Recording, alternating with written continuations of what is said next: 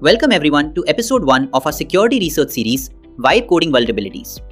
This episode is about high-speed, AI-driven development under security stress.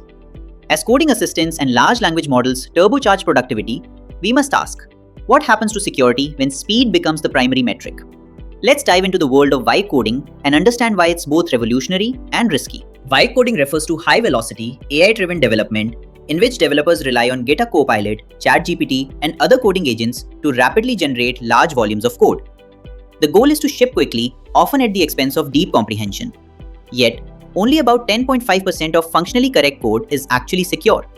In this environment, shallow validation, outdated patterns, skipped guardrails, and implicit trust become the norm. That's the trade-off we're examining today. To understand why vulnerabilities persist, look at the pipeline. Prompt, generate, ship. The statistics are sobering. 45% of AI-generated code introduces security vulnerabilities. There are 70% more bugs compared to human-written code, and iterative AI refinement cycles lead to a 37% increase in critical flaws.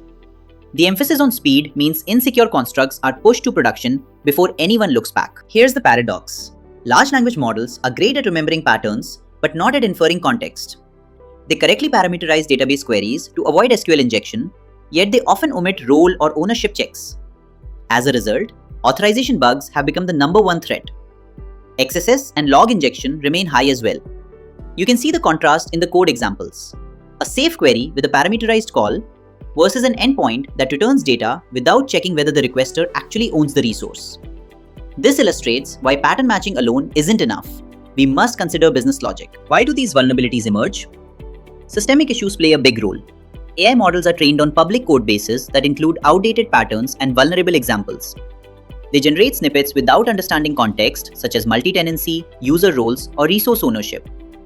There's a bias toward happy path flows that assume trust and skip rigorous permission checks.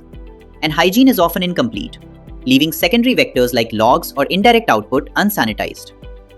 These systemic failures, combined with exposed vectors, generated CRUD endpoints, serverless functions, infrastructure as code scripts, and unvetted libraries, create a wide attack surface. This isn't just theoretical. In practice, speed outruns visibility, meaning defects go live before security teams can intervene. The most common failure modes include insecure direct object reference, broken object level authorization vulnerabilities, where missing ownership checks allow unauthorized reads and updates, weak session management with flawed token handling and expiration logic, and log injection, where secrets or unsanitized input end up in logs. In one example, attackers breached 7 YC startup apps in just 30 minutes by targeting AI-generated patterns. And a DevSecOps report found that 61% of codebases were insufficiently tested. These numbers highlight the urgency of addressing vibe coding vulnerabilities. So what can we do? Our goal should be to achieve an 80 to 90% reduction in incidents. A quick win is to enforce ownership checks. Compare the vulnerable endpoint that returns data without authorization to the secure pattern that verifies whether the data belongs to the requesting user. From there, follow the 3-stage playbook. Prevent. Implement mandatory human review of authorization paths.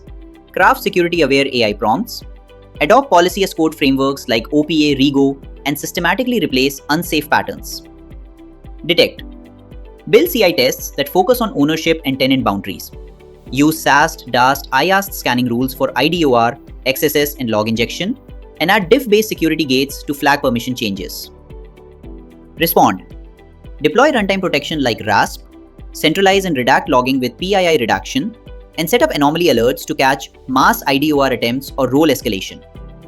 This layered defense shifts us from reactive firefighting to proactive resilience. Our journey doesn't end here.